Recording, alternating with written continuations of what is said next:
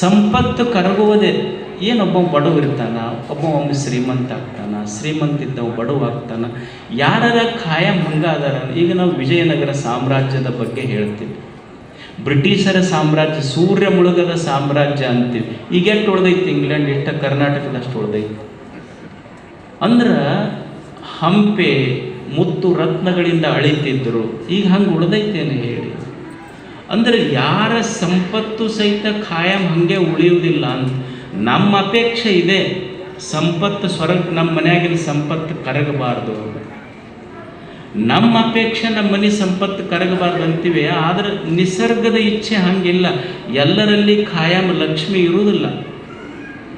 ನಾವು ಎಷ್ಟರ ಪೂಜೆ ಮಾಡಲಿ ಸಂಪತ್ತು ಹಂಗೆ ಉಳಿತೈತೆ ಅನ್ನೋದು. ಒಮ್ಮೆ ಹೆಚ್ಚು ಕಡಿಮೆ ಆಗುವುದಲ್ಲ. ಈಗ ತೀರ್ಕೊಂಡಿರ್ತಾರೆ ನೋಡ್ರಿ, ಊರು ಸೌಕಾರ ಇದ್ದಾವೆ ತೀರ್ಕೊಂಡು ಅಂದ್ರೆ ಊರಾಗ ರೊಕ್ಕ ತೂರ್ತಾರಿಲ್ಲ ಹಲಿಗೆ ಅದು ಬಾರಿಸ್ಕೊಂತ. ರೊಕ್ಕ ಹಿಂಗೆ ತೂರುವಾಗ ರೊಕ್ಕ ಕುಣಿದು ಬೀಳ್ತಿರ್ತಿರ್ತಾರೆ. ಅದು ರೊಕ್ಕಕ್ಕೆ ಕೇಳಿದ್ರಂತ ಯಾರು, ಅಲ್ಲೋ ನಿಮ್ಮ ಮಾಲಾಕ್ ನೋಡಿದ್ರೆ ತೀರ್ಕೊಂಡ, ನೀರು ನೋಡಿದ್ರೆ ಕುಣಿಯಕತ್ತೀಯಲ್ಲ. ಅವಾಗ ಅದು ರೊಕ್ಕ ಹೇಳ್ತಂತ. ಅವ ಇಷ್ಟು ದಿವಸ ನಾನು ಒಳಗಿಟ್ಟು ತಾನು ಕುಣಿತಿದ್ದ, ಈಗ ಅವನಿಗೆ ಒಳಗಿಟ್ಟಿನೆಲ್ಲ ನಾ ಕುಣಿತಿದ್ದೆ ಈಗ ಅಂತ ಹೇಳ್ತಂತ.